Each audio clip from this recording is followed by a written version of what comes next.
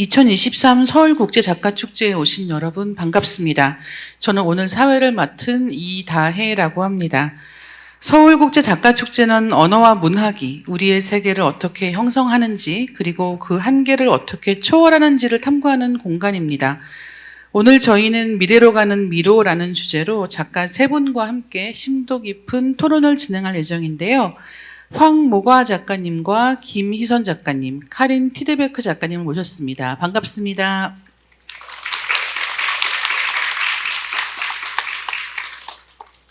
그럼 본격적으로 토론 시작하기 전에 이야기 나눌 작가분들에 대한 소개 말씀드리겠습니다. 먼저 김희선 작가님입니다. 2011년 작가세계의 단편소설 교육의 탄생이 당선되어 등단하셨습니다. 장편소설 무한의 책, 소설집 라면의 황제, 산문집 밤의 약국을 출간하셨고요. 문학동네 젊은 작가상, SF 어워드 우수상 등을 수상하셨습니다. 반갑습니다, 작가님. 네, 안녕하세요. 소설가 김희선입니다. 반갑습니다. 네, 다음으로 황모가 작가님이신데요. 황모가 작가님은 모멘트 아케이드로 2019년 제4회 한국과학문학상 단편부문 대상을 수상하며 데뷔하셨습니다. 단편집 밤의 얼굴들, 중편 클락워크 도깨비, 10초는 영원히, 장편소설 서브플롯, 말없는 자들의 목소리 등을 출간하셨고요. 우리가 다시 만날 세계로 2022년 양성평등문화상 신진여성문화인상을 수상하셨습니다. 인사 말씀 부탁드리겠습니다. 안녕하세요. SF를 쓰고 있는 황모가라고 합니다. 이렇게 짧게 인사를 하셨어요. 저 길게 얘기하려고 그랬는데 저는 올해 2권의 장편 소설을 출간하게 되어 약간 그 무대 공포증이 있음에도 불구하고 책을 홍보해야 된다는 일념으로 나왔습니다. 서브플롯과 말없는 자들의 목소리를 출간했습니다. 반갑습니다. 네, 마지막으로 카린 티데베크 작가님입니다. 카린 티데베크 작가님은 현재 작가이자 번역가로 활동하고 계시고요. 2010년 스웨덴어 단편 소설집 아르비드 페코는 누구인가를 발표하며 작품 활동을 시작하셨습니다. 2012년 직접 번역한 영어 데뷔작 자간나트로 크로포드상을 수상하셨고요. 두 번째 소설 기억극장은 뉴욕타임즈가 선정한 올해 최고의 SF 및 판타지 도서 목록에 올랐습니다. 안녕하세요, 작가님. Hello, everyone, and thank you so much for having me. I also have stage fright, but I think it's going to recede in a few seconds or so. Let's hope so. So thank you.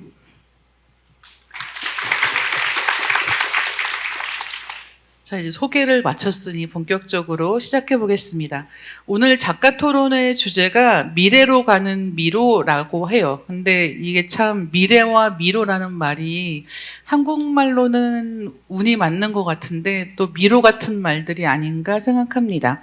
미래로 가는 미로라는 주제 세 분은 어떻게 생각하시는지 먼저 여쭤보고 싶고요. 카린 티데베크 작가님 먼저 듣겠습니다. When I saw the title, I immediately thought of the multiverse, because each action, everything that we do has so many possible outcomes. And my job is thinking about other worlds, it's thinking about other alternatives, it's thinking about other realities. So I'm preoccupied with possibilities.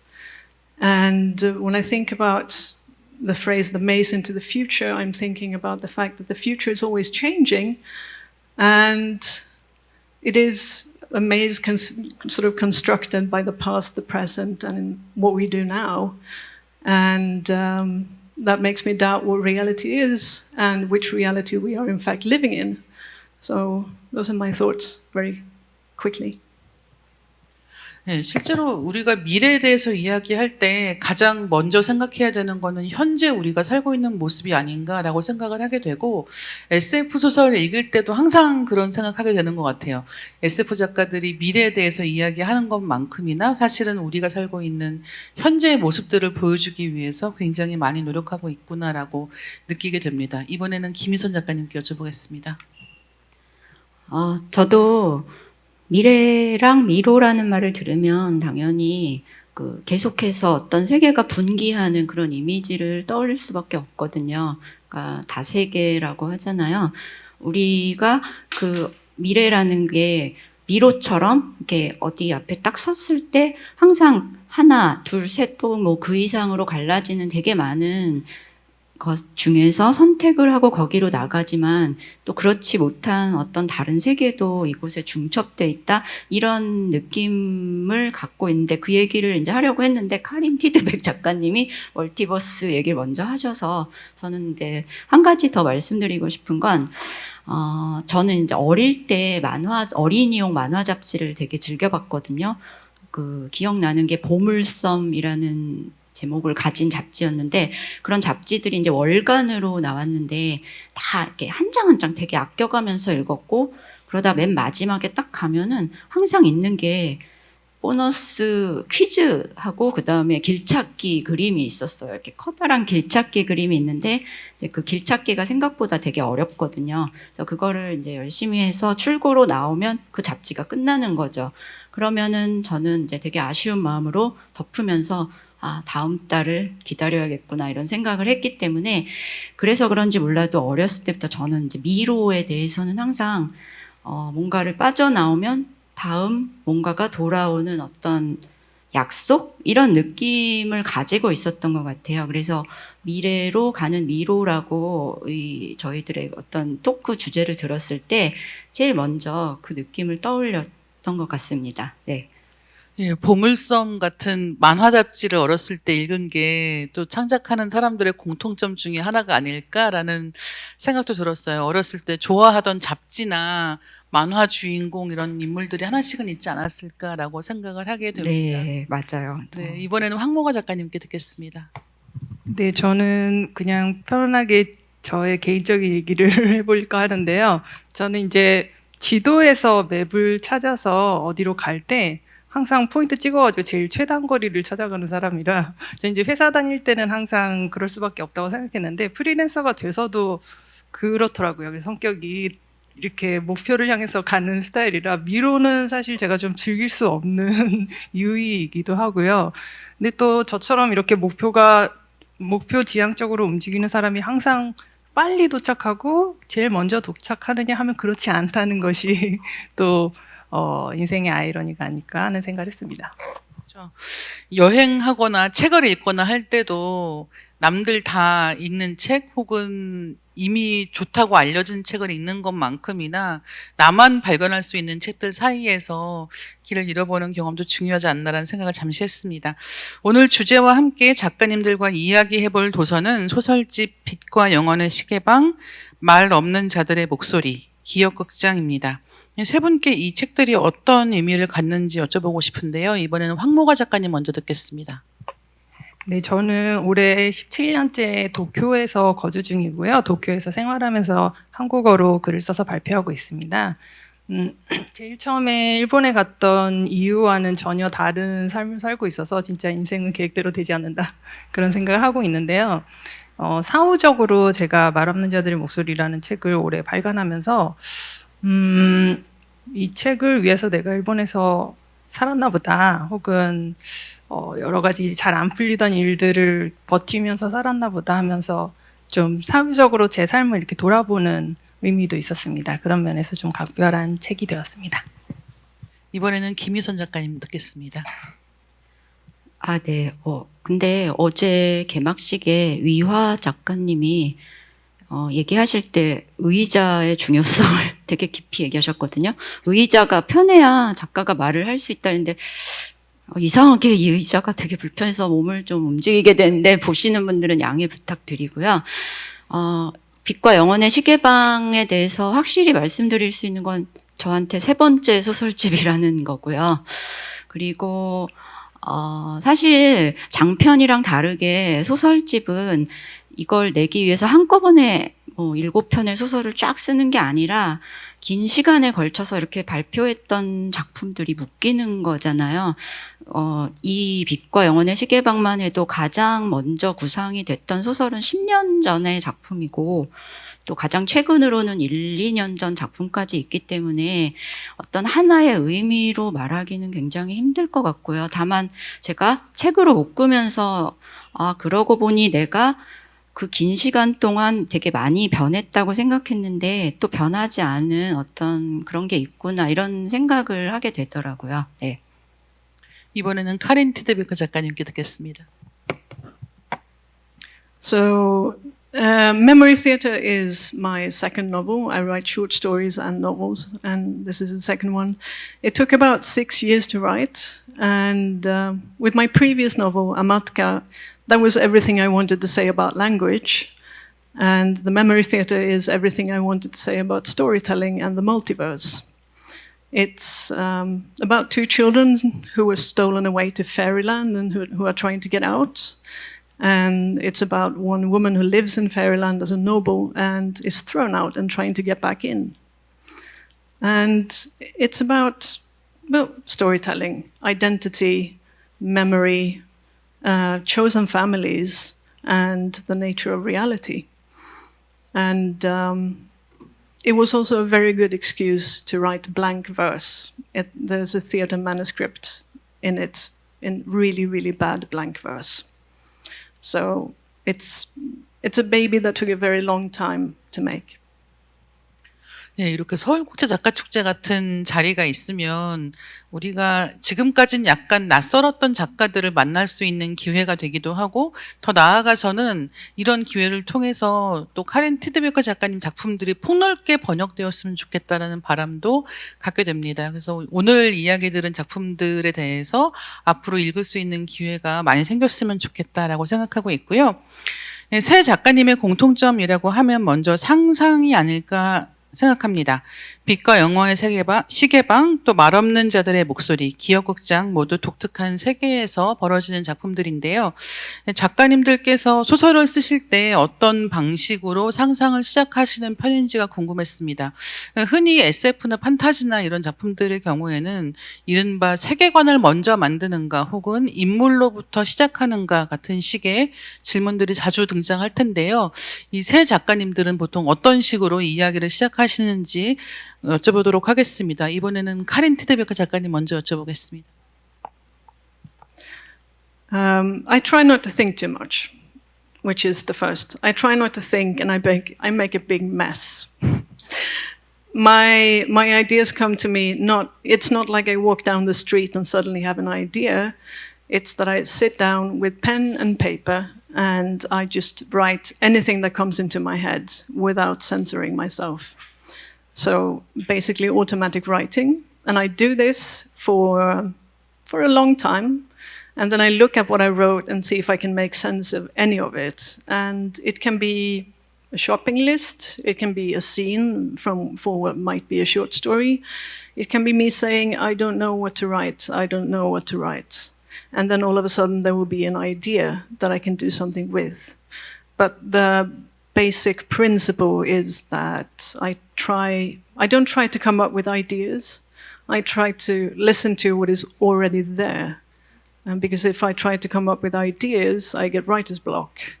I just have to listen to what already exists in my head. So it's more of an act of listening than an act of writing. 네, 말씀 듣다 보니까 역시 많은 작가들에게 영감이 그냥 내려오는 게 아니라 일단은 책상 앞에 앉아서 인내심 있게 무언가를 쓰는 것으로부터 시작하는 것이 아닌가라고 생각을 했습니다. 많은 작가분들이 소설 쓰려면 허벅지 힘이 있어야 된다라고 얘기하거든요. 근데 그 이야기가 잠깐 생각나기도 했어요. 이번에는 김희선 작가님께 여쭤보겠습니다. 저 같은 경우에는 굳이 생각해보면은 두 개의 키워드가 떠오르거든요. 그러니까 이미지와 거기에 따르는 호기심, 이 두 개인데요. 그 이미지라는 건 제 머릿속에 뭐 이렇게 갑자기 떠오르는 초현실적이거나 비현실적인 이미지인 경우도 있고, 실제로 길을 가거나 보다가 만나는 어떤 이미지가 머릿속에 굉장히 깊게 남으면 이제 그때부터 거기에 대해서 호기심 어린 생각을 하게 되고, 그러다 보면은 인물과 이야기가 생각나는 그런 스타일인데, 예를 들자면 이제 제 빛과 영원의 시계방에 공간서점이란 작품이 있는데, 거기에 시계방이라는 공간과 거기 있는 사람이 등장을 하거든요. 근데 제가 살고 있는 강원도 원주라는 곳에 되게 오래된 제가 지나다니는 길목에 되게 조그만 시계방이 있었거든요. 그래서 그 앞을 지나갈 때마다 그 어둠컴컴한 공간을 들여다보면서 저 안에 누가 살고 있을까? 그리고 그 사람은 뭘 하는 사람일까? 또 그 사람이 안 보이는데 대체 지금 혹시 시계방 안쪽에 어딘가 깊고 비밀스러운 통로 같은 게 있어서 뭔가를 하고 있는 건 아닐까 이제 이런 상상을 하게 됐고 결국에는 그 이야기가 공간 서점이라는 작품으로 만들어졌거든요. 그러니까 항상 그런 식으로 이야기가 만들어지는 것 같습니다. 네. 사실 그 시계방 이야기 읽다 보면 아 이거 시리즈가 될 수도 있겠는데 혹은 연작이 될 수도 있겠는데라는 생각을 정말 많이 했던 것 같습니다. 이번엔 황모가 작가님께 듣겠습니다. 네, 사실 굉장히 독특하고 독창적인 아이디어로 시작하고 싶다는 욕망이 생기면 이야기를 시작할 수가 없습니다. 그리고 실제로 지금 너무 많은 컨텐츠들이 있기 때문에 그걸 또 제가 모두 다 확인해서 이건 없을 거야라는 확신이 또 들지도 않기 때문에 사실 이야기를 시작하는 것에서는 조금 두려움이 없어야 될 것 같아서 그렇게 시작하려고 하는데요. 저도 이제 사회자님이 언급하신 세계관과 인물이라는 측면에서 좀 고민하는 것 같아요. 근데 세계관이라고 그러면 특히 이제 장르물의 세계관은 굉장히 복잡하고 독자적인 룰을 가지는 어떤 특별한 세계라는 이미지가 좀 있긴 하지만 저는 이 현실 그 자체를 조금 다른 각도에서 이렇게 비춰볼 수 있는 혹은 이제 은유할 수 있는 세계관이라는 차원에서 조금 더 생각을 해보기도 하고요.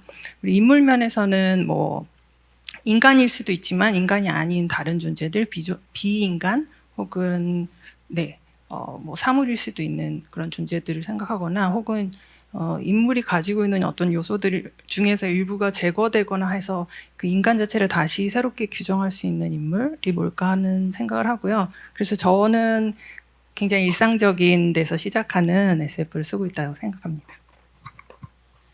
팬데믹을 거치며 많은 것이 변화했는데요. 이제 빛과 영원의 시계방 같은 경우는 정확하게 그 기간을 거치면서 세상에 나온 작품입니다. 이 작품을 집필하시는 동안에 김희선 작가님이 겪으신 변화가 있다면 어떤 것일까요? 네, 이거, 아까 좀 전에 잠깐 말씀드리긴 했지만, 이 소설집을 쓰는 동안 팬데믹을 겪은 건 아니거든요, 정확히는. 그러니까, 10년 전부터, 1, 2년 전까지의 작품을 모은 거라서, 팬데믹 동안에 쓴 건 아니었어요. 근데, 혹시 아시는 분도 계실지 모르지만, 저는, 작가이면서 동시에 병원에서 현직 약사로 일을 하고 있거든요. 그래서 팬데믹 기간에 어떻게 보면은 이제 그 바이러스가 창궐하는 세계에 되게 굉장히 가까이 있었다고 볼 수 있고요.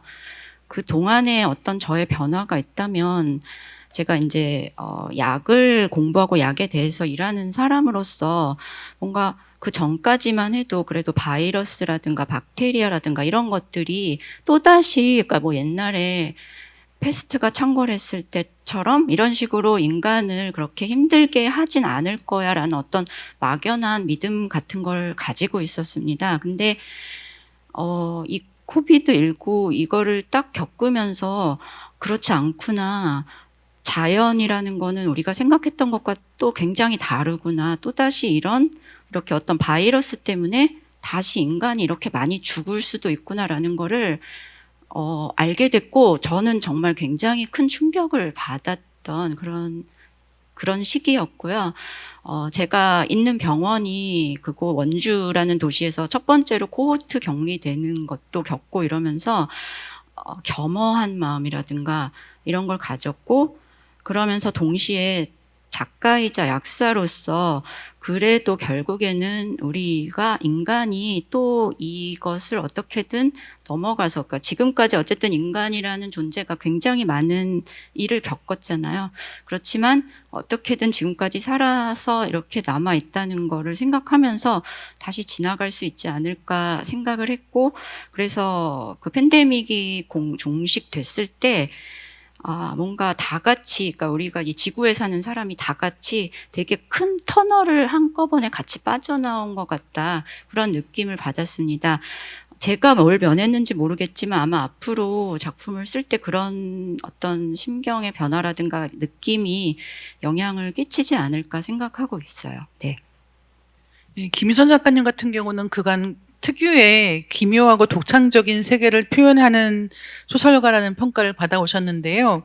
특히 공의 기원 같은 작품은 공을 중심 소재로 압도적인 스토리라인을 그려내서 제10회 젊은 작가상을 수상하기도 하셨습니다. 작년에는 이 작품이 연극으로 제작되어서 화제가 되기도 했는데요. 혹시 연극을 관람하셨는지 궁금하고요. 또 어떤 느낌이셨을지 궁금합니다.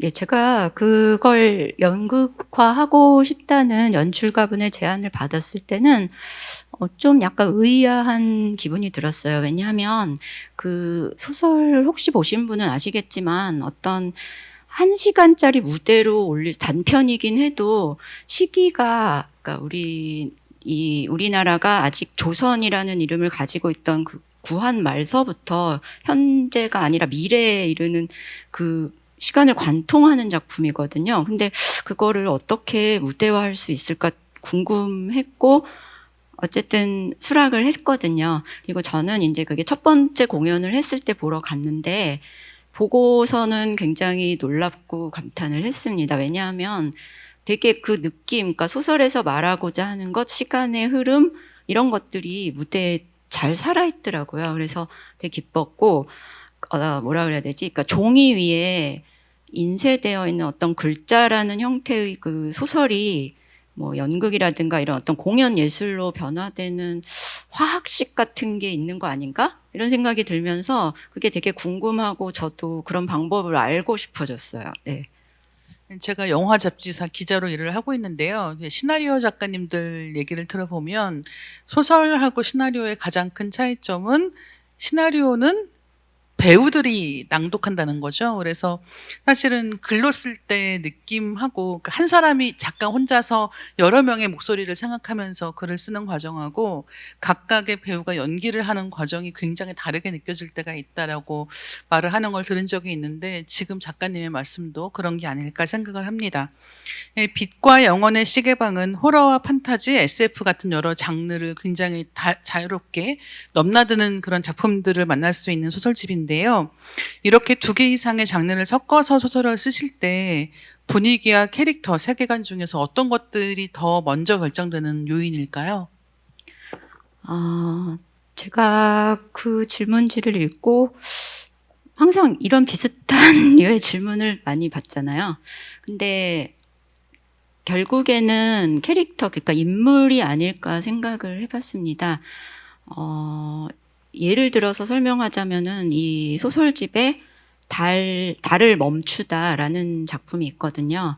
거기에는 자신이 영생을 누리기 위해서 자신의 의식을 기계에 업로드하는 군나르라는 사람이 등장을 하거든요. 근데 그 사람이 등장하기 전에 물론 저한테 어떤 생각이 있었냐면 제가 향가라든가 그러니까 신라시대 향가를 굉장히 좋아해서 그 관련된 걸 많이 읽고 연구하던 그런 시절이 있었는데 그중에서 특히 월명사가 쓴 제망매가의 어떤 세계관에 매료되어 있었어요. 그러니까 제망매가에서 보면은 월명사라는 승려가 먼저 죽은 여동생을 그리워하면서 맨 마지막 행에서 이렇게 읊거든요. 미타찰에서 만날 너 나는 도닦으며 기다리겠다 이렇게 말하는데 여기서 중요한 거는 여동생이 먼저 죽었지만 사후세계 어떻게 보면 극락세계라고 할 수 있는 미타찰에 가서 먼저 기다리고 있는 사람은 여동생이 아니고 본인 즉 월명사예요. 근데 이거를 이상하게 생각해서 찾아보니까 미타찰이라는 곳은 그런 곳이더라고요. 시간도 없고 공간도 없고 그냥 어떤 이제 뭔가 그 윤회에서 벗어난 존재가 도달하는 장소인 거예요. 그러니까 월명사 같은 경우에는 본인이 돌을 닦은 승려이기 때문에 아무래도 그 돌을 닦지 못한 여동생보다 먼저 미타찰에 가 있지 않을까라고 생각을 했던 것 같거든요. 저는 이제 그런 미타찰이라는 그런 시공간이 없는 세계가 현대의 그 웹이라는 세상과 맞닿아 있다는 느낌이 들었어요. 뭐냐면 이 웹 속의 어떤 그곳에서는 되게 많은 정보가 있지만 실제적인 시간의 흐름 같은 것은 없고 되게 많은 이야기가 있지만 공간이 없이 무한하게 확장되어 있잖아요. 그래서 미타찰은 웹과 비슷하다라는 생각을 했고 그렇다면 거기에 빠져서 뭔가 자신을 과거의 월명사라고 여기며 그곳에서 여동생을 만나겠다고 원하는 사람도 있지 않을까라고 생각을 하게 됐고 그렇게 해서 구체적인 인물인 그 주인공이 이제 떠올랐던 거죠. 그리고 그 주인공이 떠오름으로써 이제 이야기가 완성이 됐거든요. 그래서 생각해보면, 그러니까 세계관이라든가 분위기라든가 이런 것도 되게 중요하게 영향을 끼치지만 결국 이야기가 완성될 때는 어떤 그 이야기 속에서 반드시 등장해야 되는 인물이 있고 그 인물이 떠올랐을 때 뭔가 구체적이고 생동감 있는 뭔가가 만들어지는 것 같습니다. 네. 제망매가 학교에서 배웠는데 지금 작가님 설명으로 잠깐 듣는 게 훨씬 더 제망매가에 대한 호기심을 불러일으키는 거 아닌가라고 생각을 했습니다. 너무 재밌는 이야기 잘 들었고요. 황모가 작가님은 이전에 일본에 거주하시면서 만화를 그리시기도 했고 또 IT 기업의 AI 부서에서도 일하셨다고 들었습니다. 다양한 직업적인 경험 그리고 다른 국가에서 살았던 경험이 소설을 창작하시는데 또 특히 서브플롯 쓰셨을 때 도움이 되었을까요? 네, 저는 저 자신으로부터 이야기를 좀 시작하는 편인데요. 그래서 제가 이전에 겪었던 경험이나 체험이나 인지를 좀 소중하게 생각하는 편입니다. 그래서 전에는 이제 제가 처음에는 만화가가 되려고 일본에 이주를 했는데, 한 8년 정도 어시스턴트 일만 하고 데뷔를 하지 못했어요. 그래서 늘 이번 생은 망했다 이런 생각을 하고 있었지만 근데 나중에 IT 기업에서 일을 하면서 나중에 보니 창작과 기술을 합쳐서 SF 작가가 되었네 이렇게 해석하고 있습니다. 그래서 늘 이제 모든 사람들은 기억을 이렇게 회상하면서 약간 좀 색깔을 다르게 한다든지 새롭게 이야기들을 만들어가고 있다는 생각이 드는데요. 제가 쓴 서브플롯도 본인이 주인공이 이야기를 만들어 그 이야기 안에 이야기를 탐험하는 것이고요. 탐험하는 도중에 자기가 겪었던 과거의 일들을 무슨 일이 일어났는지 3가지 사건을 탐험해가는 이야기입니다.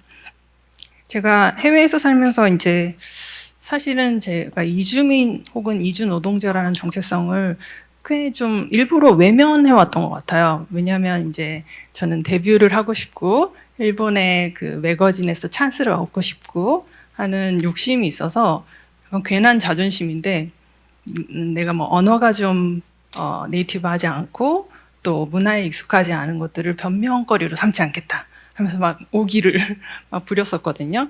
네, 그러면서 제가 가졌던 어떤 이주자로서의 특성이나 정체성을 일부러 제가 좀 외면하고 억눌러 왔다는 생각이 들었어요. 그래서 지금은 소설을 쓸 때 그걸 좀 더 집중하려고 하고요. 오히려 우리가 되게 그 사람의 상황이나 입장이 되게 특수하고 좀 특별해서 이 보통 사람하고 달라 하는 순간에 거기서 보편적인 요소들이 발생할 수 있다고 생각해서 소설을 쓸 때는 그걸 좀 또 이렇게 재해석해 보면서 소설 속에 담으려고 하고 있습니다. 황모가 작가님의 작품 세계는 현실의 문제를 모티브로 하고 있는 경우가 굉장히 많습니다. 예를 들면 관동대지진 조선인 학살을 소재로 하고 있는 연고, 늦게라도 만납시다 같은 작품이 있고요. 또 일본의 의학범죄에 관해 이야기하는 니시 와세다역 비층 같은 작품들이 있습니다. 말 없는 자들의 목소리는 어떤 취재 과정을 거치셨을까요? 네, 말 없는 자들의 목소리는 타임슬립 SF 역사소설이고요. 100년, 지금으로부터 딱 100년 전에 조선 관동 대지진이라는 큰 재난이 있었는데 그 당시에 조선인들을 학살한 일본인이 식민지 조선 청년들을 학살한 사건입니다. 제가 소설을 쓰기 전부터 아주 우연한 기회에 그 학살의 현장들을 답사를 할 기회가 있었는데요. 제 이제 친구가 증언자의 따님이었던 이유로 그냥 이곳저곳 좀 가봐야겠다는 생각이 들어서 그냥 작은 시민의 한 사람으로서 이렇게 참여했었던 게 돌아보니까 2014년이더라고요. 그래서 한 9년 정도 그렇게 다녔던 경험이 축적되었는데요. 지금 현재도 올해도 지금 9월 1일부터 일본의 제일동포 제일조선인 사회와 또 일본인 시민사회 그룹이 추모제와 또 증언 수집 활동들을 하고 계시는데, 사실 몇 번 가보니까 제일조선인 분들에게 굉장히 혼이 났어요. 한국 정부가 너무 아무 일을 하지 않았고 또 한국 사람들이 너무 관심이 없다라는 이야기를 좀 듣게 되었는데, 사실은 좀 그 제노사이드 자체가 일본에서 발생했고 또 그 당시에도 지금도 정보가 넘어오지 않았어요. 그래서 한국 사람들이 언어의 장벽 때문에 사실은 지금도 관심이 있어도 좀 가서 찾아보기가 조금 어려운 조건이긴 했거든요. 제가 살고 있기 때문에 자연스럽게 알게 된 정보가 있었고, 실은 이번에 우리 세션의 주제가 언어의 다리를 건너서인데, 제가 기왕에 일본에 살면서 알게 된 일본어로 얻게 된 정보를 수집해서 한국어로 아직 이렇게 발표되지 않은 정보들을 이렇게 좀 흘려가게 했으면 좋겠다, 조금 다리가 됐으면 좋겠다는 생각으로 집필하게 되었습니다. 아마 역사적인 사실들에 대해서 소설 속에서 만날 때 우리의 상상력이 극대화되기도 하고, 또 많은 경우에 여러분들이 실화를 바탕으로 했다라는 말을 들으면 영화나 소설을 재밌게 읽은 다음에 실제로는 어떤지를 사후에 검색해 보시는 경우들도 굉장히 많을 거예요. 그래서 황모가 작가님 작품 읽으시고 그렇게 계속 이후에도 관심을 가지시면 좋겠다고 생각을 하게 됩니다.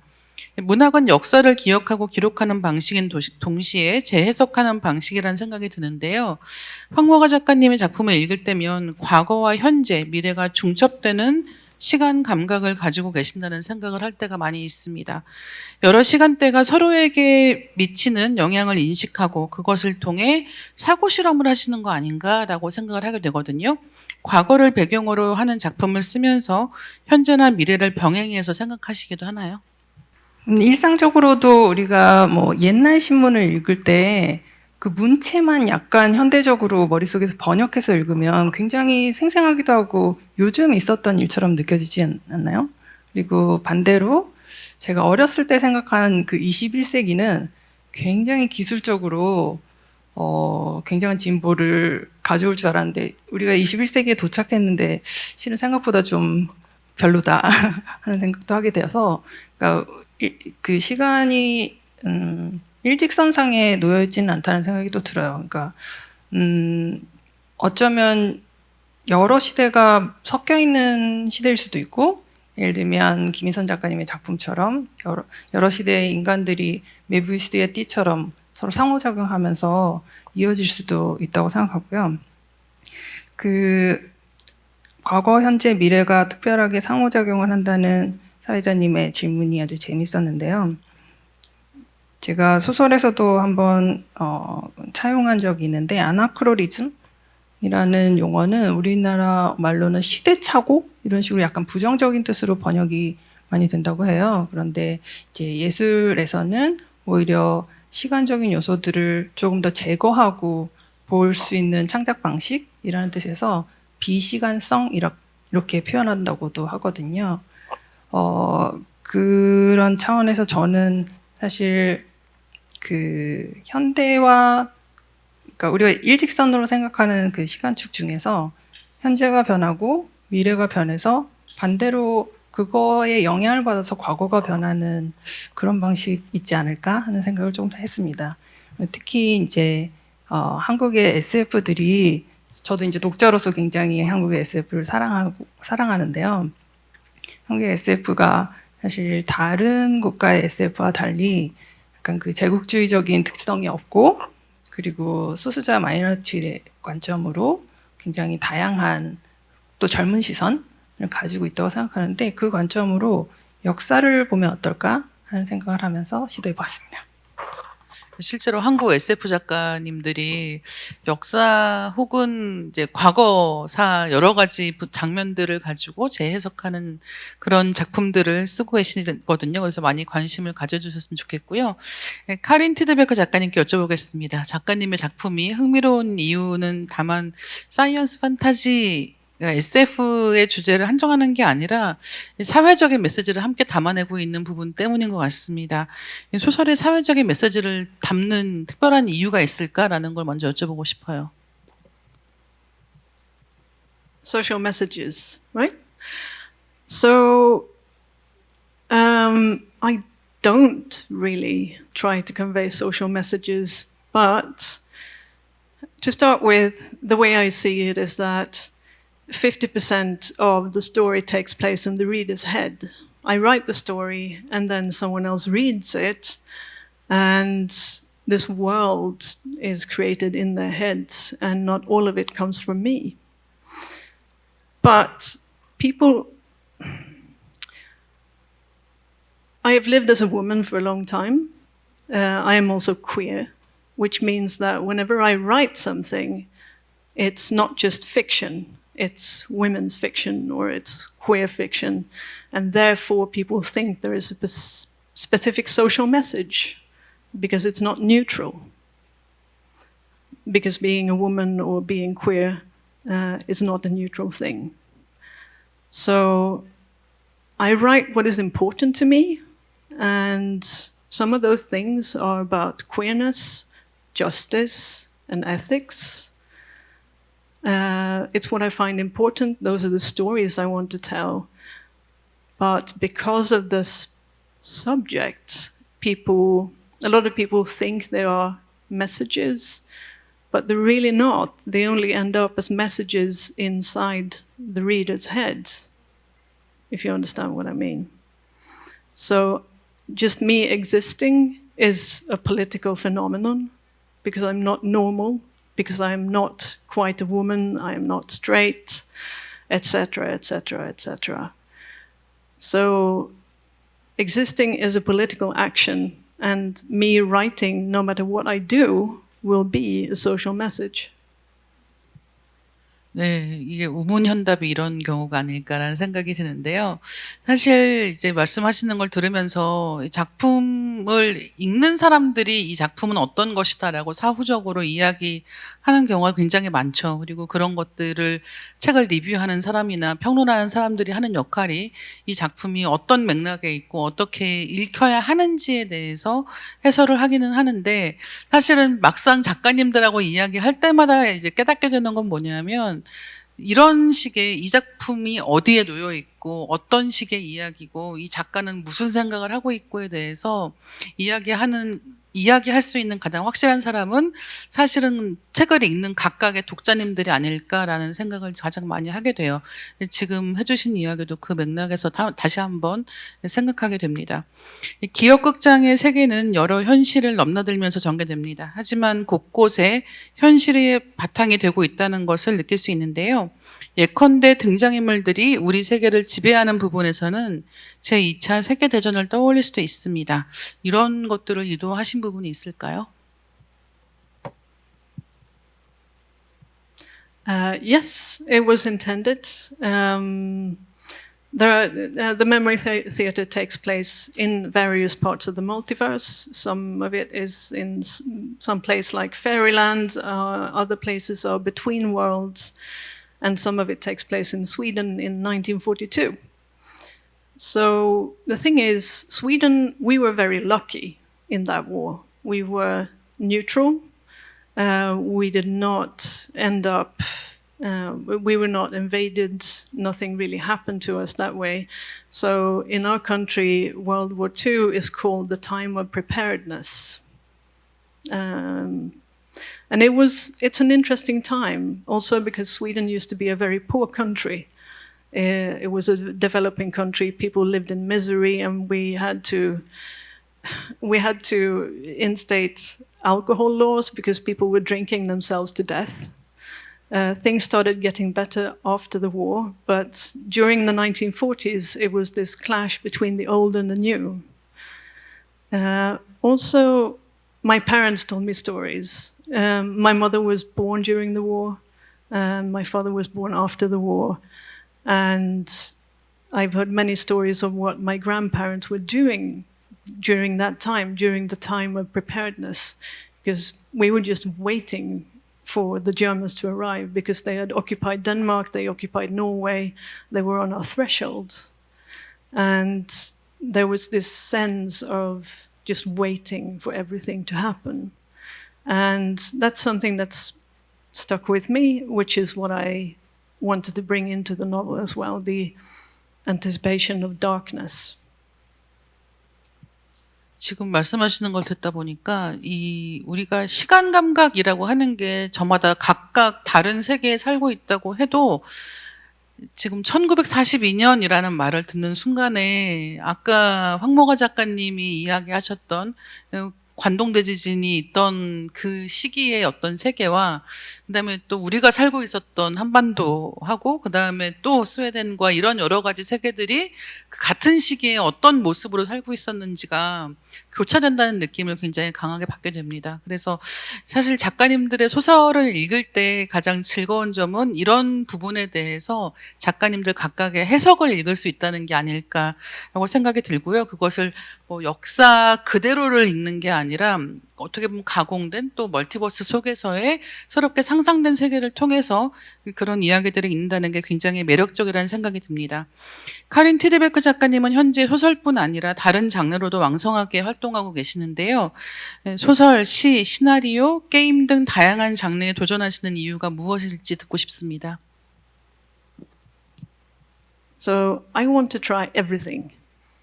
I've written short stories, I have written novels, I've written role-playing adventures, I've written solo adventure for the mobile phone, I have written interactive fiction, and I just want to try every single format. And one of the reasons is that when people want to be writers, they think they have to write a novel. If they write fantasy, they think they have to write a trilogy. But if you don't try other formats, you cannot possibly know what you are best at. It might be that you should be writing comic scripts instead. You should be writing poetry because that's what you would be a master of. And I've always wanted to try different formats because I also think it makes me a better author. One of my novels started out as a poetry collection that no one wanted to buy, so I had to rewrite it into a short story collection that no one wanted to buy. So I made it into a novel instead, and people finally wanted to buy that. But that taught me that unless I try everything, I cannot know what I will be good at. And also it's fun, and I'm a gamer, I'm a geek, and I want to try writing formats that I enjoy myself. 네, 저는 꼭 한번 탐구해보고 싶은 주제 중에 하나가 SF 작가님들과 게임이라는 주제입니다. 사실은 게임이라는 여기 오신 분들 중에도 게임 좋아하시는 분들 계실 텐데 게임이라는 게 사실 1인칭으로 정말 가상의 세계를 체험할 수 있는 가장 직접적인 방식이기 때문에 요즘에는 정말 이 SF라는 장르랑 떼어놓고 이야기할 수 없는 게 게임이 아닐까 하는데요. 티드베커 작가님 말씀 듣다 보니까 언제 한번 그런 이야기를 깊게 나눠보고 싶다는 생각도 듭니다. 저희 한 가지 질문 더 드리고 그 다음에는 현장에서 질문을 받을 거예요. 그래서 지금 이야기들 들으시면서 궁금한 것 있으셨던 분들은 질문 생각해두고 계셨다가 이제 질문 타임이 되면 해주셨으면 좋겠습니다. 제가 드릴 마지막 질문은 작가님들께서 요즘 흥미롭게 보시는 다른 작가의 작품이 있다면 어떤 것일지입니다. 이번 답변은 김희선 작가님부터 듣겠습니다. 예.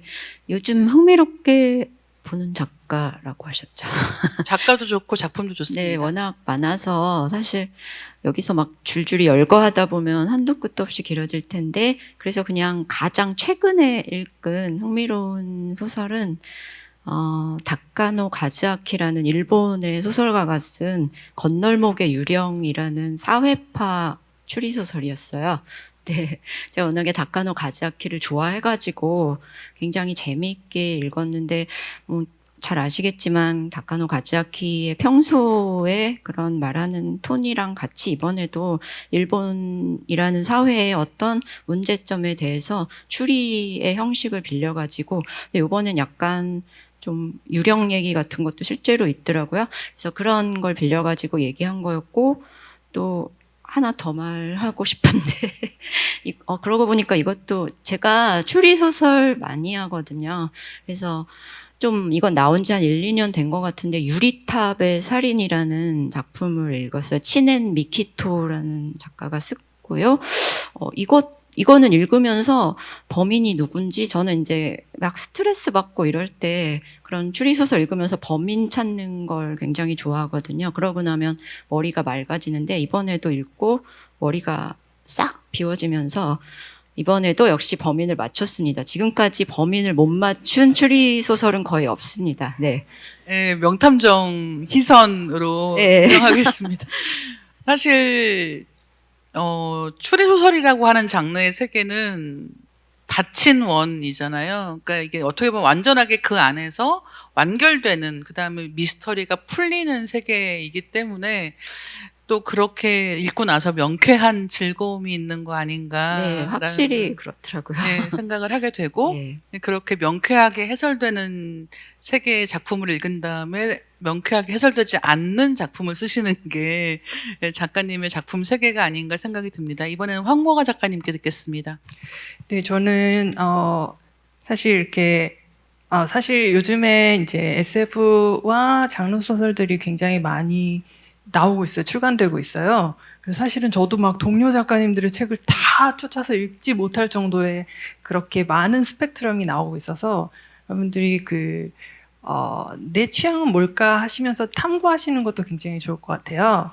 저는 이제 옆자리에 계셔서 하는 말씀은 아닌데 저희 김희선 작가님도 굉장히 좋아해서 빛과 영원의 시계방을 읽으면서 제 나름대로 이제 제 일기장에 이렇게 한 줄 리뷰 막 남겼는데요. 시간과 공간의 제약을 벗어나서 시간의 터널을 지나고 나니 인간에 대한 환상적인 찬사가 터진다. 이런 리뷰를 제가 썼었거든요. 근데 어저께 재미있는 에피소드가 있었는데 둘이 같이 개막식에 참여하신 중국의 위아 작가님 이야기를 같이 하면서 서로 경쟁적으로 팬이다 이런 얘기를 막 했었는데 그 얘기를 듣는 순간 제 머릿속에 위아 작가님의 세계와 김희선 작가님의 그 인물들이 약간 좀 이렇게 이어진 게 있었어요. 이렇게 좀 영향을 받았다거나 비슷하다고 하면 조금 신뢰되는 표현일 수도 있겠지만 너무 뭔가 좀 겹치는 면이 있어, 인간에 대한 그런 생각이 좀 들어서 오늘부터는 집에 가서 두 작가님의 작품을 이렇게 비교해서 읽는 또 재미가 있을 것 같다는 생각이 듭니다. 하나 더. 그리고 저는 과학문학상을 통해서 데뷔를 했는데요. 최근에 SF는 한국과학문학상, 문윤성 SF문학상, 포스텍 SF 어워드 등등 새로운 신인들을 많이 발굴해서 여러분께 선보이고 있으니 그 신인상에도 관심을 가져주시길 부탁드립니다. 네, 진짜 요즘에 이 한국의 SF 문학상들 수상작들 보시면 정말 한국에 글 잘 쓰는 사람 많구나라는 생각 많이 하시게 될 거예요. 그래서 어떤 작품 읽어야 될지 모르겠다 싶으실 때는 수상작품집 읽으시면 실패할 확률이 정말 낮다라는 것은 저도 확실하게 말씀드릴 수 있을 것 같습니다. 이번에는 카린 테드베크 작가님께 여쭤보겠습니다. So, first of all, I would love to read the books that both of you have written so I can talk about them and recommend them to people. So I'm hoping to see translations, keeping I'm holding my thumbs, as we say in Sweden. So I would like to talk about something old and something new.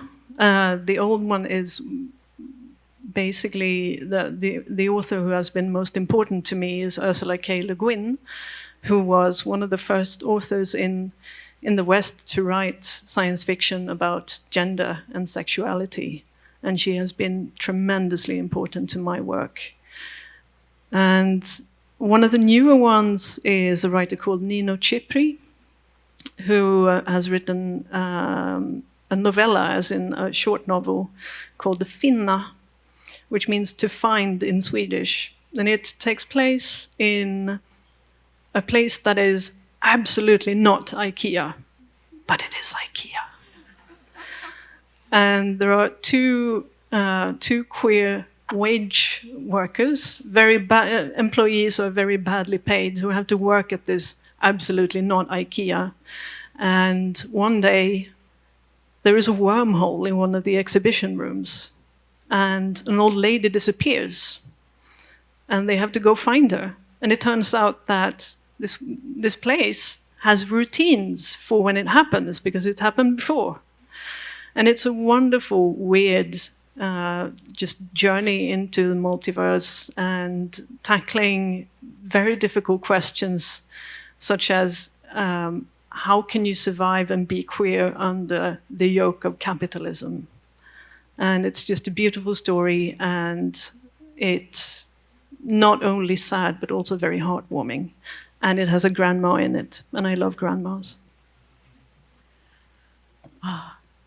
번역이 됐으면 좋겠네요. 지금 말씀하시는 거 들으면서 이 얘기는 너무 읽어보고 싶다라는 생각이 들고, 설명을 잠깐 듣는 것만으로도 이 작품이 가지고 있는 약간의 유머 감각 같은 것들마저 전달이 되는 것 같습니다. 저희 그럼 지금부터는 현장에서 질문 받아볼까 하는데요. 여기 계신 작가님들께 여쭤보고 싶은 것 있으신 분들은, 혹은 오늘 주제에 대해서 하시고 싶은 것이 있으신 분들은 손을 들어주시면 좋겠습니다. 그러면 마이크가 갈 거고요. 질문 있으신 분 계시면 손 들어주시겠어요? 네, 너무 잘 들었고요. 황모가 작가님께 질문드리고 싶은데, 아까 말씀하셨듯 근 몇 년 사이에 한국의 장르 소설, 특히 SF 장르의 붐이 왔는데 이 흐름이 확실히 체감이 되시는지 궁금하고, 이렇게 사람들을 끌어당긴 장르 소설만의 매력이 무엇이라고 생각하는지 여쭤보고 싶습니다. 네, 확실합니다. 제가 체감하는 것은 사실 저는 데뷔하면서 이제 장르 작가라는 이름으로 데뷔했기 때문에 사실은 이제 전통적인 문단 문학이라고 불리는 그 그룹과는 굉장히 좀 거리감을 처음에는 느꼈었어요. 데뷔 시점에는. 근데 지금은 사실은 굉장히 활발하게, 예를 들면 여러 문해지에서 SF 작품들을 이렇게 소개하고 계셔서 그런 경계들도 조금씩 사라지고 있다는 생각이 들고요. 제가 해외에서 살면서 한국의 SF가 굉장히 특색이 있고 또 많은 사람들에게 환영받고 있다는 얘기를 들으면서 이제 찾아서 읽게 되었거든요. 저는 특히 이제 국내에서 봤을 때는 뭐 페미니즘 리부트 운동이라든지 시기적인 어떤 영향들과 함께 이야기하는 면이 있는데, 사실 해외로 한국 SF를 가져가면 정말 극명한 차이가 드러난다고 생각해요.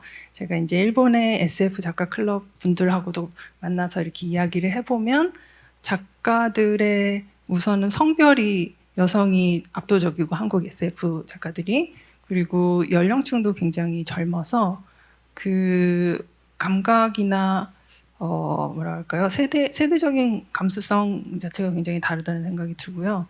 또 영미권이나 혹은 다른 사실 스웨덴 SF들은 잘 읽어보지 못해서 너무 비교할 수는 없겠지만, 굉장히 독자적인, 그러니까 아시아 SF 안에서도 굉장히 다른 특징을 가지고 있고 독자적일 수 있다고 생각하고 있습니다. 예, 또 질문 있으신 분 혹시 계실까요?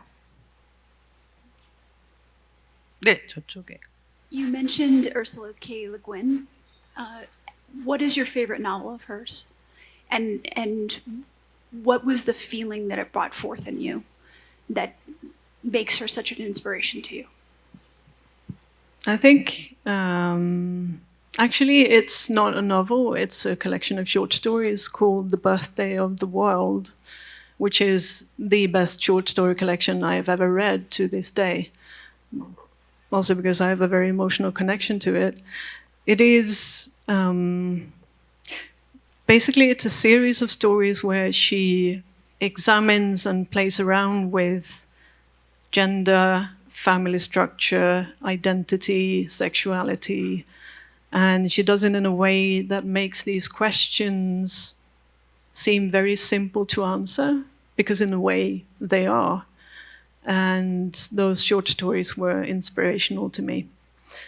But I can't really mention her without talking about The Left Hand of Darkness, which is a groundbreaking novel that she wrote, which is late 60s, early 70s, where there's this planet where everyone they basically have no gender except for one time a month or thereabouts, where they go into Kemmer, as it calls, and they develop one of two possible gender characteristics, which is when they sort of fall in love and they have children, and then they go back to not having a gender. And there's this regular human, who visits them and tries to understand them. And in the clash between those two cultures, it becomes clear how much we assume about gender and about identity, and what we could learn from that. 네, 마지막 질문은 제가 한 가지 더 드리고 오늘 순서 마무리할까 하는데요.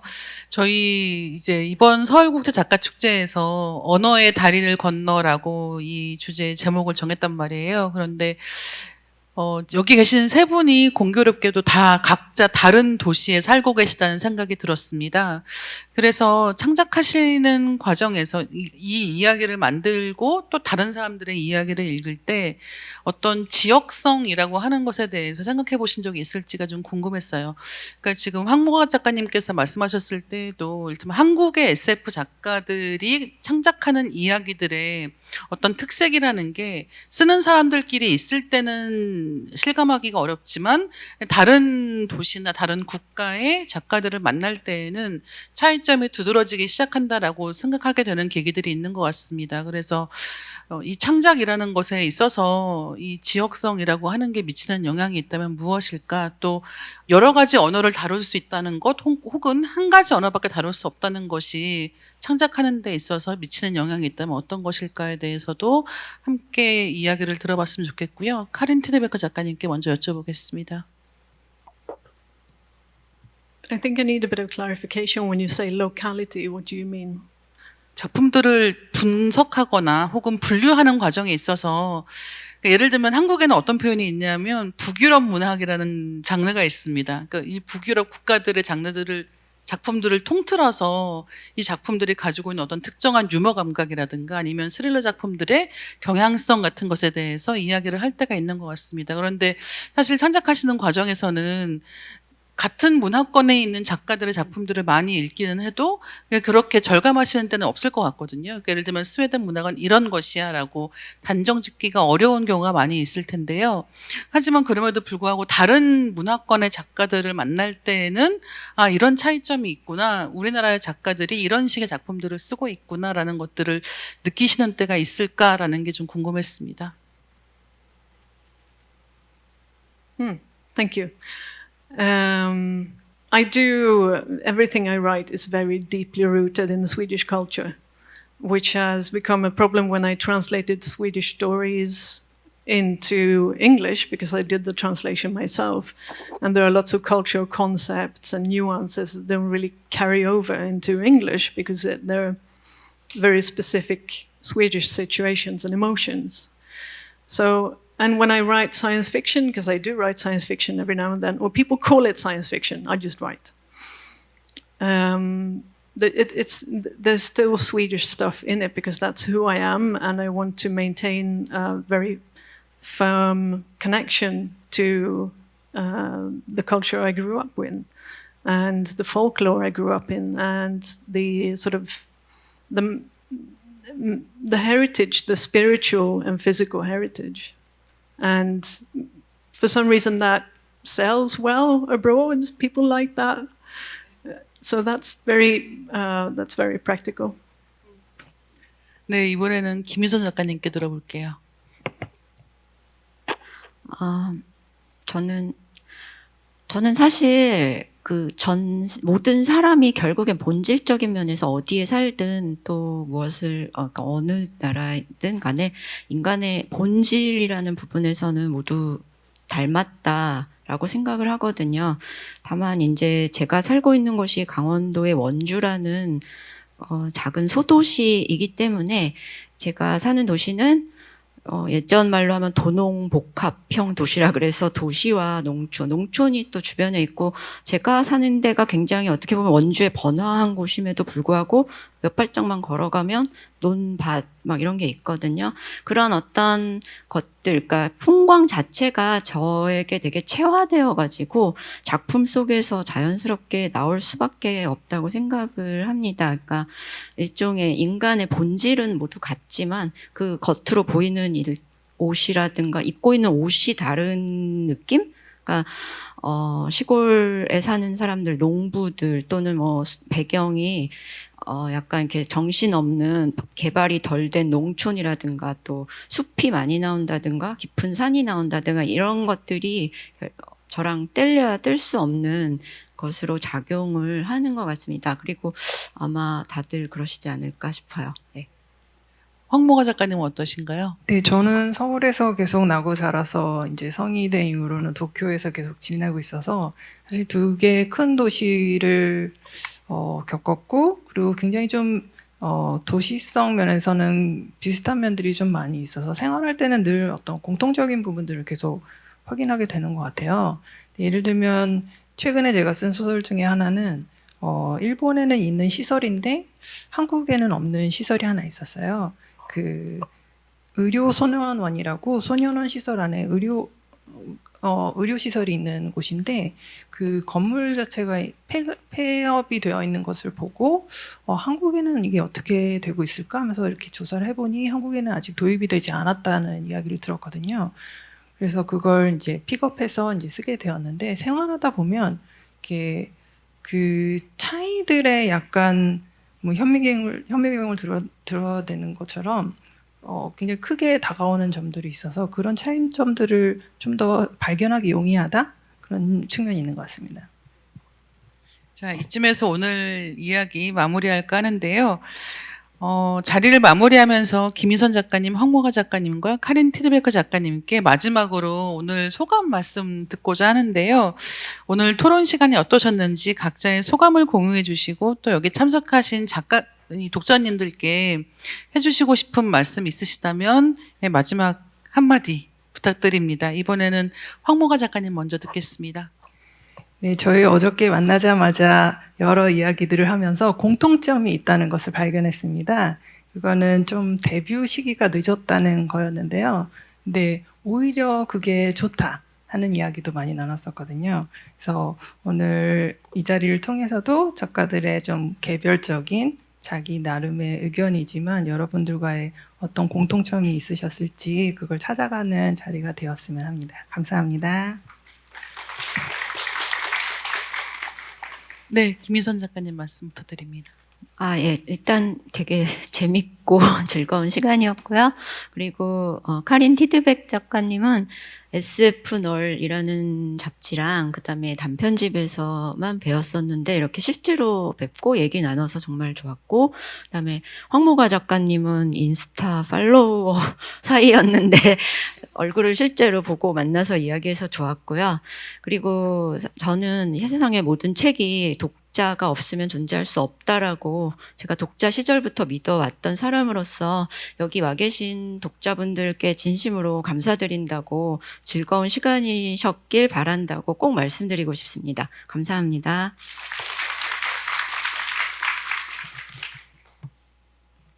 네, 카린 테드베커 작가님. I would like to agree with your last statement, which is that writers, we stand on the reader's shoulders. We would be nothing without you. So thank you for that. And it's been an absolutely wonderful discussion. I love talking to writers in general, and when we get to sort of analyze what we do, why we do it, and the nuances of it, it just makes me so happy. I would also like to take the opportunity to thank the translators who have been in my ear. You're doing a fantastic job. I'm not sure where you're sitting right now, but I love you guys. Thank you. 네, 오늘 우리는 미래로 가는 미로라는 주제를 통해 장르 픽션의 미래와 현대 사회 속에서 SF 이야기가 가지는 문학적, 비문학적 이해에 대해서 여러 가지 토론을 나눠보았습니다. 더운 날씨 속에서도 자리를 찾아주신 황모가 작가님, 김윤선 작가님, 그리고 카린 티드베커 작가님께 깊은 감사의 말씀을 드립니다. 또한 이런 의미 있는 자리를 마련해 주신 한국문학번역원, 그리고 함께 대화와 공감의 장을 만들어 주신 여러분들께도 감사드립니다. 그럼 이것으로 2023년 서울국제작가축제 미래로 가는 미로 작가 토론을 마무리하겠습니다. 오늘 이 자리에 참석해 주신 모든 분들께 다시 한번 감사의 말씀을 드리고요. 내년에도 다시 만나 뵙기를 기대하겠습니다. 저희는 다음에도 다양한 주제와 풍부한 이야기로 여러분을 찾아뵙겠습니다. 감사합니다.